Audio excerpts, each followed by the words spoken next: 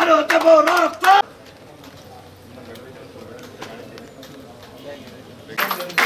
খেলা অবহারাতের ঘাটে ঘাটে, অবহারাতের ঘাটে ঘাটে সবে কিসা বাদাম হুলাইয়া নাই রে, বাদাম হুলাইয়া চলাকালীন এই মুহূর্তে।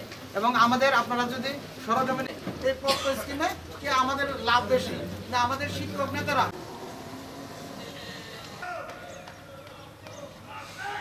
ঘোষিত কর্মসূচির অংশ হিসেবে নোয়াখালী বিজ্ঞান ও প্রযুক্তি বিশ্ববিদ্যালয় বিগত 1 মাস ধরে বিভিন্ন কর্মসূচি পালন করে আসছে।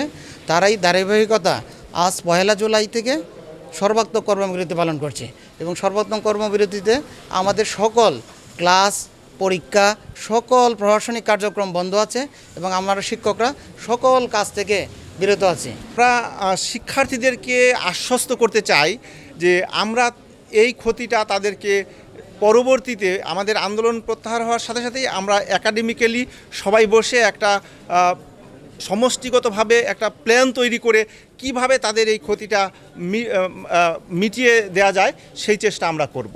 এবং এই প্রত্যয় স্কিমের কথা সবাই বলছে যে কী ধরনের বৈষম্য এটাতে আছে, কারণ বর্তমান যে পেনশন ব্যবস্থা সেটার সঙ্গে এই প্রত্যয়ের একটা জায়গায় শুধু একটু আমরা দেখতে পাচ্ছি যে আমাদেরকে যখন আমরা পাবো মাসে মাসে সেটা একটু বেশি, কিন্তু বাকি সব কিছুই এটা মানে এত বৈষম্য এখানে যে আসলে ওই একটা একটুখানি বেশি টাকায় আদতে কোনো লাভ নাই, এটা এক ধরনের ফাঁকি।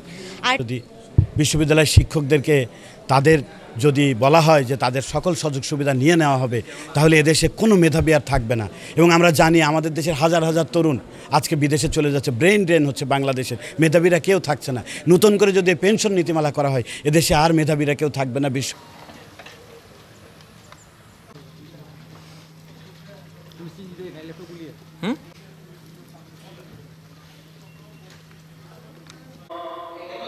এখন জন্ম সনদ দিয়ে খোলো বিকাশ স্টুডেন্ট অ্যাকাউন্ট।